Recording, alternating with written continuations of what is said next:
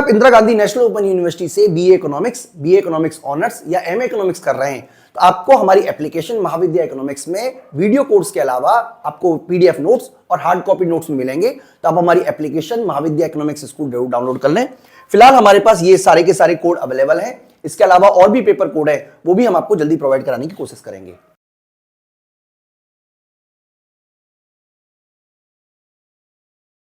Hello दोस्तों, इस video में हम बात कर रहे हैं मार्जिनल रेट ऑफ सब्स्टिट्यूशन के बारे में। तो बच्चों, मार्जिनल रेट ऑफ सब्स्टिट्यूशन जो है वो क्या होता है, इसके बारे में डिटेल में हम आपको बताने वाले हैं। और आपको ये भी याद रखना है कि मार्जिनल रेट ऑफ सब्स्टिट्यूशन के बेस पर ही डिसाइड होता है कि जो इंडिफरेंस कर्व है उसका स्लोप किस तरीके का होगा। तो बच्चों, इससे पहले वाली वीडियो में हम आप बच्चों को जब हमने फीचर आपको बताया था तब हमने आपको बताया था कि मार्जिनल रेट ऑफ सब्स्टिट्यूशन क्या होता है। फिलहाल इस वीडियो में हम आप बच्चों को इसको डिटेल में समझाने की पूरी कोशिश करेंगे। तो बच्चों, मार्जिनल रेट ऑफ सब्स्टिट्यूशन क्या होता है? मार्जिनल रेट ऑफ सब्स्टिट्यूशन जो है it's refer to the rate of which one commodity of y can be sacrificed with one additional unit of commodity x. यानी कि अगर आप एक्स की एक एडिशनल यूनिट को इंक्रीज करना चाहते हो तो आपको वाई की कितनी यूटिलिटी सेक्रीफाइस करना पड़ेगा, इसी को बोलते हैं मार्जिनल रेट ऑफ सब्स्टिट्यूशन। देखिए, ऑलरेडी हम आपको समझा चुके हैं, मैं आपको समझाने की कोशिश करूंगा। बेसिक अजम्पशन ये है कि अगर आप एक्स की क्वांटिटी को बढ़ाते हो तो वाई की क्वांटिटी को कम करना पड़ेगा। ये तो सिंपल सी बात है, ये तो आपको याद ही रखना पड़ेगा। इसके अलावा तो कोई चारा ही नहीं है अगर आप इंडिफरेंस कर पे रहना चाहते हो। लेकिन इसके गिरने की जो स्पीड है, रेट क्या होगा, रेट, उसके बारे में हम यहाँ पे डिस्कस करने वाले हैं। तो सबसे पहले मैं आपको बता देता हूँ मार्जिनल रेट ऑफ सब्स्टिट्यूशन। अगर आप ऐसे लिख रहे हो एक्स वाई 2, इसका मतलब ये है फॉर 1 यूनिट ऑफ एक्स, ठीक है, we have to give up 2 unit of y. ये इसका मतलब होता है बच्चों। इसका मतलब ये हुआ, MRS/XY2 लिखने का मतलब है कि अगर आप x गुड्स की 1 यूनिट को इंक्रीज करना चाहते हो तो आपको y की 2 यूनिट को डिक्रीज करना पड़ेगा। इसी को हम बोलते हैं मार्जिनल रेट ऑफ सब्स्टिट्यूशन। तो मार्जिनल रेट ऑफ सब्स्टिट्यूशन के बेस पर हम किस तरीके से अपना आंसर निकालते हैं वो मैं आपको बताने की कोशिश कर रहा हूं। तो फिलहाल आप एक बार फार्मूले पे नजर डाल दीजिए। Marginal rate of substitution x a b लिखा हुआ यहाँ पे, इसका मतलब है कि अगर आप यहाँ पे ए बी की जगह एक्स वाई लिख लेते हैं, यानी कि unit of y willing to sacrifice, यानी कि कितनी y goods willing to sacrifice है, unit of x willing to gain, यानी कि एक्स की गेन करने के लिए वाई का कितना सेक्रीफाइस करने को तैयार है। सिंपल शब्दों में हम लिखना चाहें तो उसको ये भी लिख सकते हो, MRS/XY का मतलब loss of goods y upon gain of goods x. तो बच्चों, यहां पर आपको ये याद रखना है कि कंज्यूमर क्या कंडीशन में किस तरीके का बिहेवियर होता है। तो देखिए, हम जानते हैं कि as consumer move lower burden of indifference curve, जो हमारा MRS है वो डिक्लाइन करती है। चलिए मैं आपको समझाने की कोशिश करता हूँ।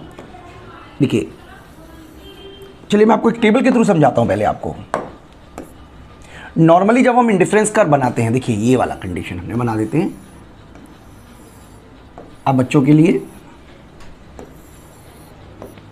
यहां पे हम लिख लेते हैं कमोडिटी, सॉरी यहां पे हम लिख लेते हैं कॉम्बिनेशन, यहां पे हम लिख लेते हैं एक्स गुड्स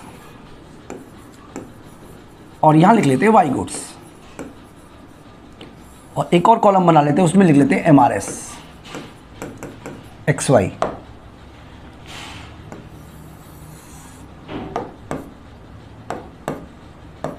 ठीक है, चलिए ये हम बना लेते हैं।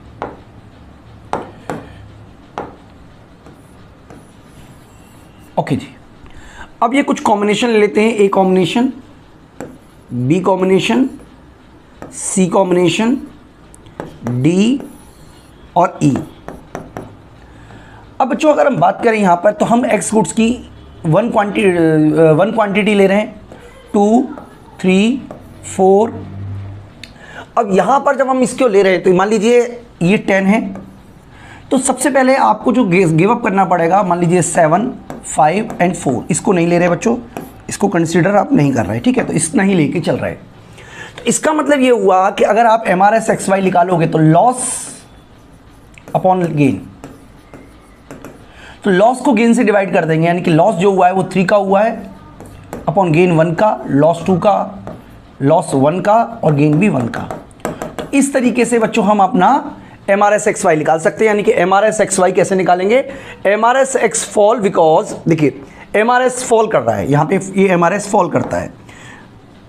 MRS fall because law of diminishing marginal utility, law of diminishing marginal utility की वजह से ही ये फॉल करता है, क्योंकि जैसे ही आप x की क्वांटिटी को बढ़ा रहे हो, सॉरी y की क्वांटिटी को घटाते हो, तो मार्जिनल यूटिलिटी ऑफ y जो है वो बढ़ जाती है, और इसकी क्वांटिटी को घटाने की वजह से मार्जिनल यूटिलिटी ऑफ x घट जाती है।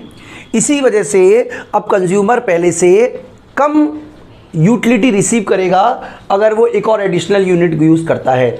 यानी कि जैसे जैसे वो एडिशनल यूनिट यूज़ कर रहा है उसकी जो मार्जिनल यूटिलिटी है वो घट रही है, और यहाँ पे जैसे जैसे वो कम कमोडिटी कर रहा है इसकी मार्जिनल यूटिलिटी बढ़ रही है, इसीलिए वो पहले से कम सेक्रीफाइस करेगा। बच्चों एक शर्ट जो है, मैं आपको एक सिंपल एग्जांपल से बताने की कोशिश करूं तो मेरा कहने का मतलब ये है कि एक शर्ट अगर हम लेने जाते हैं तो मान लीजिए वो 500 रुपये की आती है, तो 2 शर्ट कितने की आएगी? आप कह सकते हो 1000 रुपये की, लेकिन मैं कहता हूँ 800 रुपये की आएगी। क्यों? क्योंकि फर्स्ट शर्ट की यूटिलिटी जो है हो सकता है कि 500 रुपये के बराबर हो, लेकिन दूसरी शर्ट की यूटिलिटी 500 रुपये के बराबर नहीं होगी, क्योंकि जैसे ही आप एक और एक्स्ट्रा शर्ट खरीदते हो आपको पैसे का ज़्यादा सेक्रीफाइस करना पड़ेगा। यानी कि अब आपके लिए पैसा ज़्यादा इंपॉर्टेंट हो गया और जो कमोडिटी आप यूज़ कर रहे हो वो कम इंपॉर्टेंट हो गई। इसीलिए आप दूसरी कमोडिटी तब खरीदोगे जब आपको उसके लिए 300 रुपये देने पड़े। सेम चीज़ बच्चों यहाँ पर भी लागू हो रही है। लेकिन कुछ केसेस ऐसे भी होते हैं जहाँ पर MRS, नॉर्मली ऐसा होता है कि MRS/XY यानी कि MRS जो है वो डाउनवर्ड होती है, जिसकी वजह से इंडिफरेंस कर्व का जो शेप होती है वो इस तरीके की शेप होती है जिसे हम बोलते हैं कॉनकेव। लेकिन कुछ कंडीशन ऐसी भी होती हैं जिसमें जो हमारा MRS है वो कांस्टेंट हो सकता है। ऐसा तब पॉसिबल होता है when goods are perfectly substitute.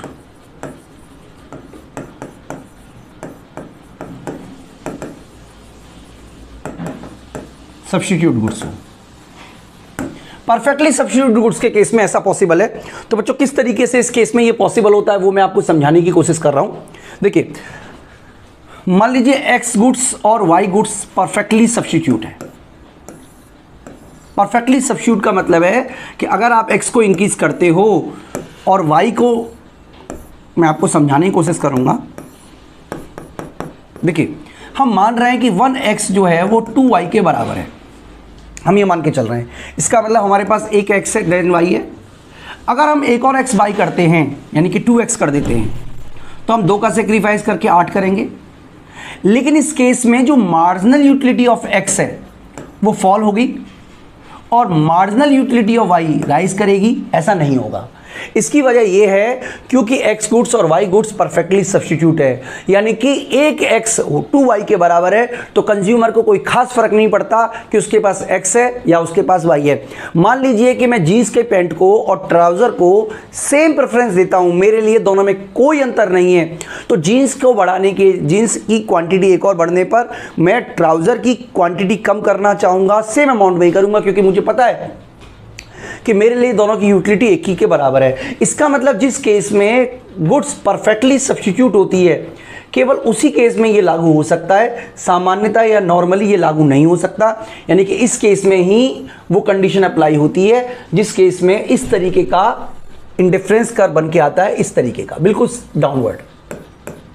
तो ये कब होता है बच्चों? आप याद रखिएगा, ये केवल तभी पॉसिबल है जब गुड्स परफेक्टली सब्स्टिट्यूट हो। तो वापस हम अपने टॉपिक पे आ जाते हैं। इंडिफरेंस कर्व में बी कॉन्वेक्स, कॉन्वेक्स तो हमने समझ लिया था due to diminishing marginal MRS।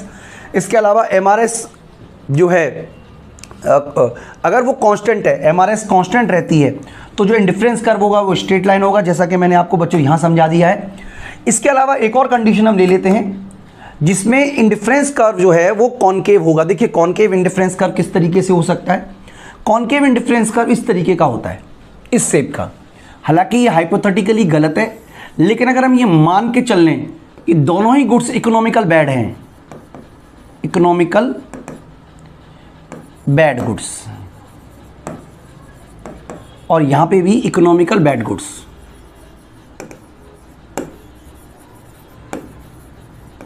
तो उस केस में इस तरीके की शेप होती है कॉनकेव, यानी कि इसका मतलब क्या हुआ कि x की सेम अमाउंट बढ़ाने के लिए आप y का जो सेक्रीफाइस है वो ज़्यादा करने को तैयार हो जाओगे।